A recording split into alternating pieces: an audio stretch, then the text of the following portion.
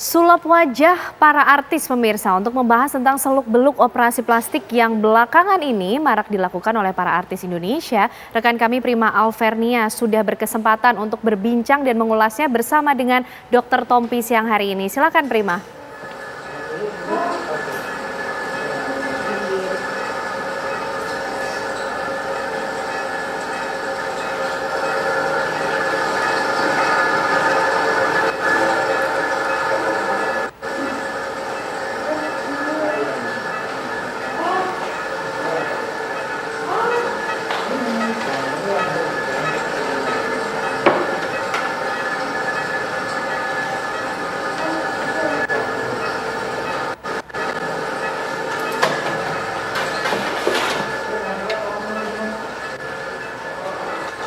Ya pemirsa, tadi saya baru saja menyaksikan Dr. Tompi yang sedang melangsungkan operasi plastik di bagian wajah pasiennya, yakni untuk menghilangkan lemak yang ada di area pipi, namanya adalah buccal fat. Nah, kita akan berbincang-bincang sama Dr. Tompi. Ternyata operasinya singkat sekali pemirsa.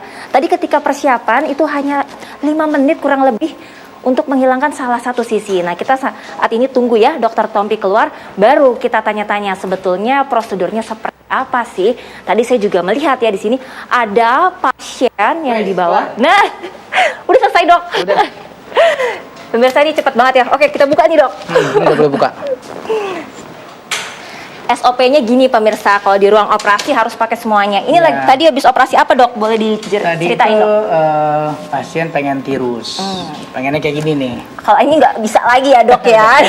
Jadi ada indikasi kalau memang pipinya yang begitu baru kita buang. Tapi kalau misalnya pipinya udah tirus kayak kamu gini, nggak boleh, nanti terlalu cekung juga jelek, Iya, tua kayak kesannya. nenek. Iya. Nah tapi kita kan pengennya tampilan shape-nya itu V shape-nya karena memang nggak ada gumpalan fat yang berlebihan di sini. Nah, jadi ada fat yang boleh dibuang dan efeknya permanen.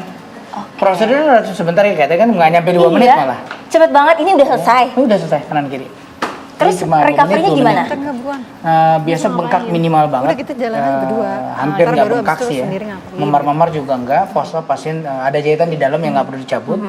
Pasien bisa langsung makan, bisa langsung nyotok pokoknya. Pokoknya dari sini dia langsung makan siang. Ini walaupun habis dijahit di dalam bisa makan. Bisa langsung makan. Nggak Tadi kan apa-apa. di bawah ada pasien dokter yang mau kontrol kan? Ya, kalau Buccal itu kan fat. dia kemarin bakal fat sama sedot leher. Oke, kita nanti lihat pasien dokter yang lainnya boleh juga. Mudah-mudahan belum pergi itu. Oke. Nah kalau saya nih dok, operasi apa ya dok ya? Saya mau konsultasi nih dok, hidung apa gitu. Nanti kita bahas di bawah ya. Di bawah Boleh, atau sini? Masa di sini sih? Di bawah ya, di bawah ruang ya? konsultasi Di nanti bawah. ngelihat mukanya seperti apa. Kalau di sini sebenarnya bisa operasi apa aja sih dok? Muka, badan? Kalau kita di Beautiful kebetulan cukup komprehensif sih. Jadi kita mulai ngerjain dari perawatan kulit. Nah ini yang paling tren sekarang. Banyak orang-orang yang saya lihat over treatment. Kebanyakan. Jadi kalau kan orang ngerawat muka ya, tapi ngerawatnya berlebihan, jadi malah rusak mukanya. Perhatiin banyak pasien, banyak orang-orang yang rajin banget perawatan, kulit mukanya itu nggak lebih cakep daripada kulit leher atau kulit tangan. Oh jadi belang. Satu kemerahan, udah gitu gampang kayak udang rebus, banyak pembuluh darah kecil, udah gitu oversensitif. Tipis, sensitif. Yes, terus kemana-mana bawa kipas angin sama semprot-semprot, itu udah ngaco aja. Harusnya nggak boleh begitu. Terus ngebenerinnya gimana kalau udah? Nah, datang ke Beautiful, ntar kita benerin. Oke. Di sini tuh lagi banyak pasien yang begitu sih. Jadi emang kulitnya udah ketipisan, skin barrier udah hancur-hancuran, ya. Udah sampai akhirnya melasma. Begitu skin barrier rusak, pasti akan timbul flek melasma, pasti. Karena dia nggak punya tahanan yang baik terhadap rangsangan matahari, terhadap paparan matahari, bahkan cahaya lampu begini pun bisa bikin flek. Oh oke. Nah, Terus jadi hati-hati tuh yang presenter. di ruang Perawatannya harus seperlunya. Jadi gini, kalau saya selalu bilang ya, perawatan apapun harus dikerjakan sesuai indikasi. Jadi jangan tergiur dengan kadang-kadang mereka ada orang-orang di luar sana yang jualan paket. Paket laser sebulan 4 kali. Wah, itu siap-siap hancur aja rusak kulit. Jadi harus sesuai kebutuhan. Kerjakan sesuai kebutuhan dan indikasinya. Jadi datang ke klinik, jangan jadi dokter. Nah, ini yang sering nih. Jangan bilang mau gini. Nah, Jadi dengerin dokternya. Pasien itu datang ke klinik, dok saya mau di laser, saya mau di chemical peeling, itu keliru. Anda datang ke klinik, cerita problemnya apa. Kulit saya begini. Kalau mau kayak 20 tahun lebih muda nih, kayak artis-artis kan lagi banyak yang ke Korea, kemana terus mukanya jadi 20 tahun lebih muka di sini bisa. Lebih muda bisa di sini. Sebenarnya sama aja sih, mau bedah plastik di mana aja sama kok. Ya, kalau kita bilang di sana bagus, di Turki bagus, di Eropa bagus, di Amerika bagus, di Indonesia bagus, ya kan tinggal nyari yang sesuai. Sebenarnya di Indonesia ada juga, Banyak. di sini bisa juga. Oke, nanti kita akan bahas sama Dokter Tompi. Kita mau langsung ke ruang konsultasi ya. Ke ruang konsultasi ngelihat kira-kira muka saya nih bisa diapain nih? Mungkin jidat saya yang jenong ya dok. Bisa nggak dikurangin? Pemirsa, kalau di segmen sebelumnya kita lihat aksinya Dokter Tompi sedang melakukan operasi buccal fat. Sekarang saya mau tanya-tanya konsultasi langsung. Nah ini kalau Anda penasaran juga, kira-kira kalau datang ke Dokter Tompi mau konsultasi kayak gimana sih gambarannya? Nah kurang lebih kayak gini. Dok, ini udah ada, ini breast implant ya dok ya? Ini breast implant, ini biasa buat alat peraga buat ngejelasin hidung, ini buat ngejelasin struktur-struktur tulang, gitu. Jadi tergantung case-nya sih. Aku kayaknya apa ya dok ya, hidung aku nih dok kayaknya kurang-kurang naik gitu dok, sama jidatnya ngerasanya tuh agak-agak jenong gitu dok. Udah. Ya ini memang kalau kalian lihat kan memang agak maju ya. Tapi kalau menurut saya sih oke sih. Justru kalau mau ini nih lihat nih, garis rambutnya kan terlalu naik ke atas. Yang di sebelah sini yang pinggir ya dok ya. Jadi ini bisa kita turunin nih garis rambutnya supaya lebih turun. Jadi kesan jenongnya jadi berkurang. Nah caranya hair transplant. Jadi kebetulan Beautiful itu sekarang ada divisi hair transplant. Jadi rambut dari belakang kepala ini nanti diambil. Jadi kalau cewek enak nggak perlu dibotakin. Cuma di area sini aja, nanti di belakang agak ditipisin sedikit. Nah rambutnya diambil ditanam sini. Tapi selama ditanam itu nanti ada dosanya. Pakai cornet aja apa namanya kalau itu? Kalau hairnet, kok cornet. Ya kayak pakai hairnet gitu. Jadi ada titik-titik kecil kayak rambut baru mulai tumbuh. Biasa sebulan juga udah mulai kelihatan. Segini. Ya kalau kita lihat saya ini siaran dok, kalau kena make up boleh nggak dok? Boleh. Ya ntar diakalin lah pakai wig dulu gitu. Oh ya benar juga Kan bisa ya. itu kan bisa benar dok. Jadi misalnya kayak gini nih. Kalau ini kita akan nambahin nanti di sini nih nurunin garis hairline-nya. Nah jadi kan seolah-olah rambutnya jadi begini nih nanti tumbuh. Begitu udah tumbuh lebat jadi begini nih. Nah gitu. Kan jadi kesan jenongnya hilang. Gitu karena saya ada dokter di US yang saya tahu dia ngikisin tulang ini nih. Saya sih ini. Saya nggak setuju ya. Saya nggak menganut itu. Jadi biar bisa ngapus. Jadi saya nggak. Oke, berarti gitu. Solusinya kalau untuk jidat saya ini. Iya, kalau terlalu jenong ini yang kita turunin. Hair transplant namanya ya. Hair transplant ini bisa kalau pada perempuan bisa buat nurunin garis rambut, bisa buat nebelin alis. Oh, oke. Buat jadi alisnya jadi nggak perlu, kalau sulam kan digaris ya, digambar ya. Kalau ini bener-bener ada bulunya. Cuma nanti akan ada fase dia manjang dulu, dipotong, di trimming beberapa kali, ya itu dia permanen. Kalau hidung aku gimana?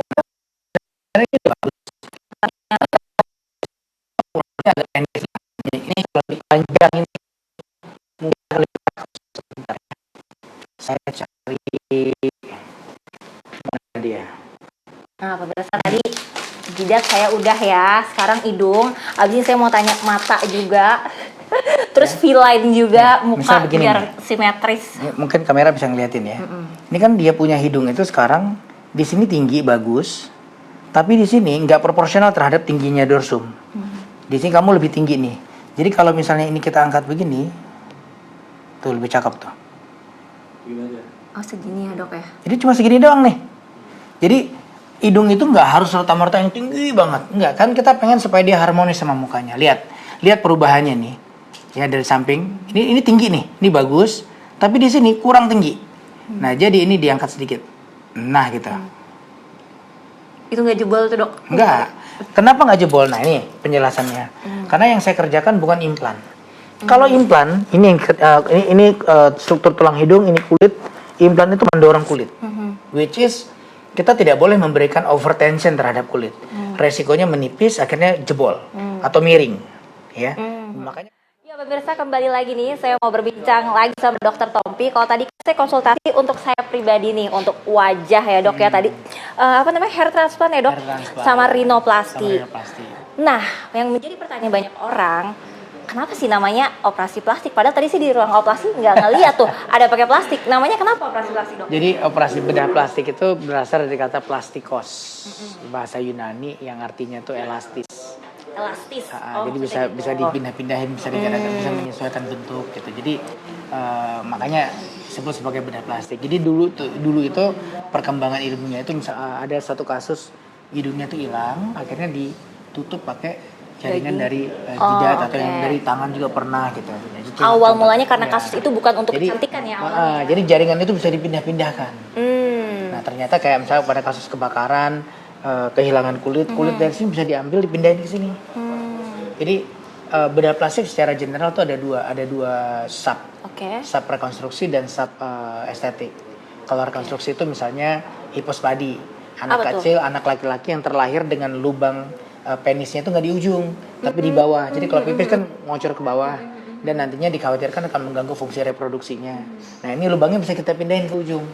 Nah itu kerjaan bedah plastik, hipospadi namanya. Kita bikin yayasan, kita nolong pasien-pasien nggak mampu. Ya kita ada yayasannya di sini. Jadi itu satu contoh yang non estetik ya. Oke. Terus tangannya putus nih, ditebas pakai samurai, kita sambungin. Nah itu kerjanya nanti subdivisinya di microsurgery Oke. namanya. Kita sambung satu-satu, tulangnya, semua serabut-serabutnya, pembuluh darah, saraf segala macam disambung satu-satu. Dengan harapan semua bisa bergerak lagi berfungsi seperti semula. Jadi ada yang karena alasannya untuk kesehatan, satu Ada lagi yang adalah rekonstruksi, untuk kecantikan. ada yang estetik. Nah kalau estetik ini beban mentalnya lebih berat. Karena kan orang datang pastinya. lebih lagi sehat, oke. istilahnya makannya enak, lagi jalan-jalan kemana-mana, tapi pengen punya tampilan lebih menarik misalnya gitu. Atau ada sesuatu yang dia keluhkan yang menurut dia, gue kayak kurang oke nih dengan Emang ini. satu-satu caranya hanya dengan operasi plastik untuk merubah tampilan itu? Ada satu cara lagi, Apa tuh? didoain supaya lupa punya masalah.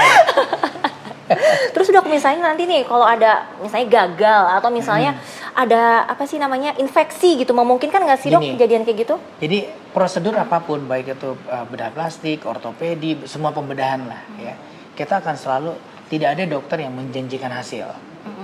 Dan there is no perfect surgeon. Nggak ada surgeon yang Anda boleh keliling seluruh dunia tanya Anda pernah nggak punya mengalami komplikasi atau hasil yang tidak memuaskan. Kalau dia bilang saya nggak pernah, pasti bohong. Nggak mungkin. Ya. Jadi pasti akan ada selalu Resiko itu kemungkinan resiko itu selalu ada. Misalnya saya manjungin hidung, terus ternyata proyeksinya tidak sesuai dengan yang kita mau karena ada serapan dari tulang. Bisa aja. Karena kan healing proses kan di badan pasien. Tugas dokter tuh nata, mengatur supaya posisi tulangnya benar. Waktu udah kita taruh ternyata pembuluh darahnya nggak bagus, nutrisinya nggak bagus, healing prosesnya nggak berjalan dengan sesuai yang kita mau. Nah, tapi ada tapinya nih. Kalau hasilnya kurang memuaskan, ada komplikasi seperti infeksi ataupun yang lain-lain, kalau Anda ditangani di tangan yang tepat, yang memang dia belajar sesuai dengan keilmuannya, dia tahu harus ngapain. Pernah nanganin nggak sih dok yang fatal atau misalnya sampai, kalau nggak salah saya pernah lihat ada yang sampai mukanya bengep-bengep gitu, terus salah gitu dok. Ya kalau bengap kan tergantung. Tapi bukan karena operasinya itu, karena nggak cocok apa gimana, malpraktek gitu dok. Saya nggak bisa komentar, saya nggak lihat case-nya. Ini bisa. Kalau dokter pernah nggak nanganin case yang parah nanti. gitu? Ya tentu ada lah ya. Jadi misalnya pasien udah pernah dioperasi, misalnya operasi itu udah berkali-kali di tempat lain, dia nggak happy, terus datang ke sini kita benerin, ada gitu. Terus ada pasien yang udah bikin lipatan mata nggak sama, nggak simetri, satu kegedean atau matanya jadi droopy, jadi kekecilan. Nah itu kita koreksi supaya sama, itu banyak. Jadi masih bisa dibenerin ya dok ya? Dalam konteks tertentu iya. Kecuali memang udah ancur-ancuran yang nggak di luar kontrol ya, udah mungkin agak sulit ya. Nah terus dok, kondisi kesehatan orang tertentu pengaruh nggak sih, misalnya sebelum operasi harus cek-cek apa dulu? Oh iya. Jadi gini, bedah plastik itu kita kerjakan pada saat kondisi pasien dalam kondisi prime. KU-nya bagus, gulanya bagus, tensinya bagus, jantungnya bagus, semua bagus. Jadi begitu operasi, konsultasi untuk kita cari tahu maunya apa, menyamakan persepsi goal antara pasien dan apa yang bisa diraih dari dokternya. Nah baru kemudian kita persiapan operasi, cek lab segala macam. Kalau perlu kita toleransi operasi ke dokter penyakit dalam, jantung, paru gitu ya. Okay. Nah setelah itu intra-op pun kita masih pakai alat-alat indikator kayak EKG, saturasi segala macam. Jadi yang nggak boleh orang punya penyakit jantung sama diabetes? Bukan nggak boleh, harus terkontrol. Harus terkontrol. Jadi kalau misalnya dia punya gula, ya kita konsul dulu ke dokter gulanya, dokter yang menghandle diabetesnya supaya kadar gula darahnya terkontrol. Kalau gula darah terkontrol kita bisa operasi. Tapi kalau misalnya gula darahnya lagi naik turun itu nggak boleh. Terus kalau dari segi usia dok? Sorry. Misalnya ada usia berapa gitu nggak sih? Misalnya terlalu dini nih anak-anak nggak boleh. Nah tergantung prosedurnya. Kalau prosedur-prosedur yang berhubungan dengan pertumbuhan tulang wajah, Ya idealnya kita menunggu pada saat proses tumbuh kembang tulang wajahnya udah selesai. Misal pengen operasi hidung nih ya, operasi hidung yang definitif biasanya kita kerjakan umur 17 tahun ke atas. 17 tahun ke atas ya. Jadi ditunggu dulu yang belum 17 Jadi tahun. kalau masih 12, masih 9 tahun ya tunggu dulu. Gitu. Mau oplos nanti Karena dulu ya, bentuknya Dek bisa ya. berubah, bentuknya bisa berubah. Bener-bener. Kalau yang paling tua, Dok, misalnya kan banyak nih sekarang yang pengen remaja lagi kayak 30 tahun. Itu nggak ada patokannya. Selama KU-nya bagus, kondisi umumnya bagus, darahnya terkontrol, jantung parunya bagus, semuanya bagus, bisa dikerjakan umur berapapun. Mau umur 300 tahun pun asal semuanya baik-baik aja bisa dikerjain. Terus ada dampak jangka panjang nggak, Dok? Misalnya nih kan ada tulang iga atau benda asing, implan gitu. Misalnya setelah sekian tahun ada perubahan nggak, atau implan di payudara gitu nanti akan turun, menyusut, atau bisa pecah apa gimana gitu? Saya misalnya ambil case implan payudara ya. Pada saat payudaranya masih kecil, payudara itu nggak akan punya resiko untuk sagging turun. Karena nggak ada beban. Kulit masih kuat menahan payudara yang ukurannya kecil. Setelah diimplan kan jadi berat tuh. Atau pada kasus wanita dengan payudara yang relatif besar, terus malas pakai bra. Kan biasa perempuan malas pakai bra di rumah. Iya benar sih, kalau Ya kan? tidur sih, Dok. Kalau di rumah nggak cuma tidur, kalau udah di rumah buka semua pakai Mama baju banget doang. ya. Iya. Nah biasanya begitu. Nah kalau payudara Anda besar, artinya apa? Beban kulit yang akan nahan. Sehingga kalau Anda malas pakai bra atau malas pakai baju yang menopang, pasti akan turun. Jadi nggak ada orang payudaranya besar nggak turun, pasti turun. Gitu. Jadi mau diimplan mau enggak, ya kalau besar ya harus ditopang gitu. Terus kalau untuk kesehatan, misalnya kulit yang udah ditarik nih, misalnya facelift gitu, ada dampak negatifnya nggak? Apa hanya dampak cantik aja? Dampak negatifnya biasa sombong ya. Jadi setelah cakep jadi agak sombongan biasanya. Biasanya gitu ya, Dok. Jadi nggak mau ngumpul sama yang masih jelek. Gitu. Aduh, jangan gitu lah. Terus nih, Dok, kalau sekarang banyak kayak Titi DJ, terus boleh sebut merek nggak sih? Artis-artis Ya lah. kan mereka di udah kota. yang udah go public, saya rasa ya disebut nggak masalah ya. Karena Kalau kan Titi kan memang dia Jessica Iskandar, terus dia go public, dia men-share, malah dia kasih tahu dia praktek operasinya di mana gitu. Nah, apa sih, Dok, yang membedakan? Zaman dulu kayaknya umpet-umpetan kan, aduh dibilang operasi plastik, enggak kok ini natural gitu. Ya dulu kan semuanya berkat air wudhu.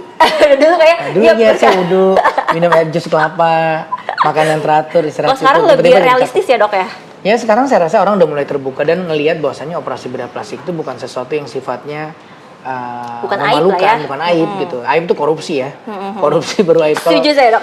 Kalau mempercantik diri mah wajib, orang di Quran disuruh. Emang iya? Ya suami itu disuruh percantik Iya istrimu. sih. Caranya gimana ya, pokoknya mempercantik ya. Nah, kadang-kadang suka ada Katanya kan perbedaan. merubah bentuk ini menarik, asli ini gitu. menarik untuk dibahas ya. Saya beberapa kali dapat pasien ustazah atau memang orang yang mendalami agama lah, atau bahkan dari agama yang Kristen juga ada yang datang nanya, "Dok, saya dosa nggak sih, Dok, kalau operasi memancungin hidung?" Saya kasih analogi gini, maksud saya gini, penalaran kita terhadap suatu hukum tuh harusnya konsisten. Sekarang saya nanya, Anda punya anak giginya maju, ya maju nih, ambil begini, Anda pasang behel nggak? Ini saya pasang ngomong sama dokter Nova nih, Dok. Ya, Anda pasang behel nggak kalau punya Pasang anak dong. gigi maju begini? Ngomong bisa, nyanyi bagus, suara nggak ada masalah, makan bisa. Cuma tampilannya nggak enak kan? Mundurin dong. Iya. Nah, apa bedanya mundurin gigi sama majuin Majuin hidung? hidung. What's the difference? Nafas bisa, semua bisa. Nah, oh, tapi kan pakai benda asing. Ada caranya nggak pakai benda asing, pakai badan sendiri. Kan tinggal dicari caranya. Jadi menurut saya filosofinya dulu nih, cara berpikirnya dulu. Kecuali Anda beranggapan misalnya gini, Anda menganut, kan boleh aja kan ada perbedaan pendapat, ada yang oh menurut gua nggak boleh, pokoknya dosa haram, ya silahkan. Kalau saya menganutnya enggak, gitu, karena menurut saya kayak gigi dimajuin, ya gigi bisa dimundurin, sama hidung juga bisa dimaju mundurin gitu, sama, tinggal caranya aja. Kalau menganut nggak boleh ada benda asing, ya berarti jangan pakai implan, pakai tulang sendiri. Gitu. Terus, Dok, bedanya kalau operasi di luar negeri sama dalam negeri, apakah dari alatnya Nggak atau dari ada, pendidikannya? Anda makan pecel di Atau sini stylenya gitu, Dok? exactly the same. You makan pecel di Indonesia sama makan pecel di New York mah beda, bahannya sama. Gitu, isinya sama persis. Nah, tinggal nyari mana yang Anda comfort dengan dokternya, servicesnya. Yang membedakan kan di sini. Misalnya pasca operasinya apa sih treatmentnya yang dikasih? Sama persis, di mana-mana sama, nggak ada bedanya. Kan kita misalnya gini, dokter bedah plastik itu ada perhimpunannya. Seluruh dunia? Di Indonesia ada perhimpunan Indonesia, di Asia ada perhimpunan level Asia, di dunia ada perhimpunan level dunia. Nah, itu setiap tahun biasa kita suka ketemu. Nah, Kita diundang, saya beberapa kali diundang ke Korea misalnya untuk jadi presentan ngomongin tentang teknik operasi hidung misalnya, ngomongin tentang teknik operasi mata yang kita kerjain Jadi di sini. sharing, Iya, share terus gitu ya. juga kalau kita keluar kita nonton, kita ngelihat gimana master luar itu ngelihat tekniknya mereka begini, tekniknya mereka begini. Jadi kita sama kok. Nah kan di Indonesia Belajarnya nih, sama, bukunya sama. bukunya sama, kuliahnya sama. Ada medical tourism di Indonesia ini mau ditingkatkan. Mungkin kalau yang lebih maju kan di Thailand atau di Korea udah banyak tuh trip-trip untuk kecantikan. Di Indonesia menarik. gimana? Gini, medical tourism konsepnya itu adalah bagaimana membuat orang mau datang ke sini Untuk berobat. bukan karena murah. Betul. Ingat loh, orang Indonesia yang terbang ke luar negeri pengen operasi, pengen medical check up atau apapun itu bukan karena mereka nggak nyari murah. Nah nyari resultnya yang terbaik. Mereka nyari yang paling bagus menurut mereka, hasil researchnya mereka. Jadi di Indonesia pun begitu. Saya sempat ngomong ke Pak Menkes, kan ada rencana mau dikembangkan medical tourism di Bali, di daerah Bali.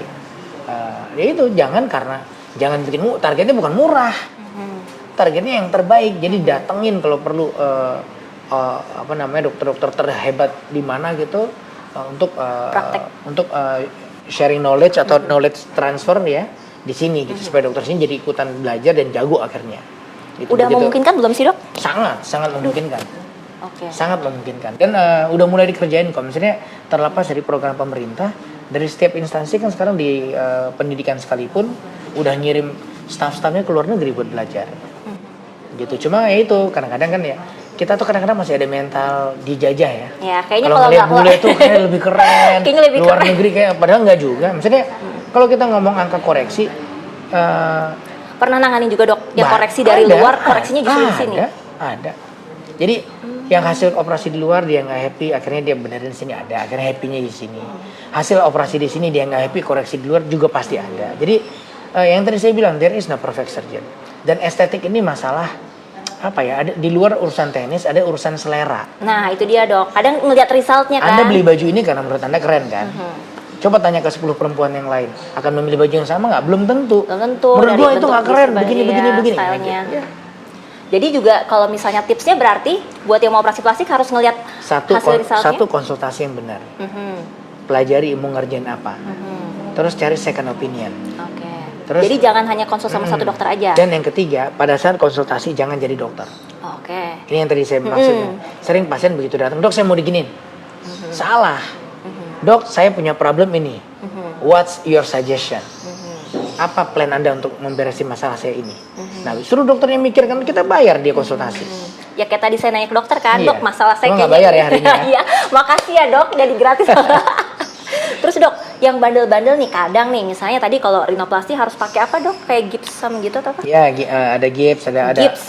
Nah, ada nggak sih yang bandel-bandel? Jadi apa nih yang nggak boleh? Misalnya pantangannya tapi dilakuin, diem-diem di belakang Ya, dokter nggak ketahuan. kadang-kadang gini, pernah kejadian kita habis operasi pasang gips nih. Gips itu berfungsi sebagai fiksator. Nyampe rumah dilepas sama dia. Padahal harusnya berapa hari? Nggak boleh seminggu. Seminggu. Jadi kalau begitu dilepas kan jadi nggak ada yang jagain ya. Melengseng-melengseng bisa nggak hidup tulangnya. Itu contoh yang sederhana lah. Gitu misalnya hair transplant misalnya. Habis ditanemin terus dia langsung yang pakai shampoo sendiri digosok-gosok ya rontok lah semuanya. Jadi ada cara nyucinya gitu. Jadi itu itu contoh-contoh simpel lah. Jadi setiap tindakan pasti ada suggestion-nya beda-beda ya. Beda-beda. Tapi mostly kayak operasi mata, tummy tuck segala macam kita bisa mandi kok. Bisa cuci Tummy tuck muka. itu yang buat ini lemak buat di ngencengin perut. Nah. Tummy tuck tuh ngencengin otot dan ngebuang kulit yang berlebihan. Oke. Kalau buat sekedar nipisin tuh namanya liposuction. Baik, Dokter Tompi makasih banyak nih udah Sama-sama. sharing-sharing semuanya. Kayaknya dari A to Z-nya udah kita tanyain sama Dokter Tompi. Nah, buat pemirsa yang tertarik atau pengen tahu lebih dalam tentang operasi plastik bisa konsultasikan dulu ke dokter ya seperti saran Dokter Cari Tompi. dokter yang terdekat. Cari dokter terdekat, bukan Iya. terbaik apa terdekat nih, Dok? Terdekat dan terbaik. Oke. Jadi nggak harus. Jadi gini, mindsetnya tuh tidak harus datang ke misalnya mentang-mentang sekarang saya ngobrol, oh harus ke dokter Tompi, nggak harus. Oke. Cari yang terdekat karena kan operasi itu kan ada WhatsApp-nya, kontrol segala macam. Cari konsultasi dulu. Oh Anda nggak serak, Anda nggak nyaman, cari yang lain. Oke. Tapi kalau bisa ada yang paling dekat yang bagus, why not? Oke. Itu tadi ya tipsnya dari Dokter Tompi. Terima kasih kembali ke Anda Vena dan juga Ken di studio. Terima kasih Prima Alvernia dan juga Dr. Tompi atas bincang-bincang serunya. Luar Vena, kira-kira biasa, kalau seru ditanya sekali. ada yang mau dirubah, apa yang dirubah? Alhamdulillah nampaknya belum ada sih Ken. Oke. Masih mensyukuri apa yang saya punya sendiri. Kalau Ken apa yang mau dirubah nih Yang kira-kira? dirubah kalau saya mindset dan cara pandang Oh dulu, mindset. ya kan? Kalau rezeki mau diubah? Rezeki itu kan tergantung usaha Tergantung ya. usaha. Jadi Kita kita, harus usaha dulu ya, Ken, produktif. ya. Kan semuanya butuh usaha. Operasi plastik aja butuh usaha, konsultasi dulu ke dokter ya kan.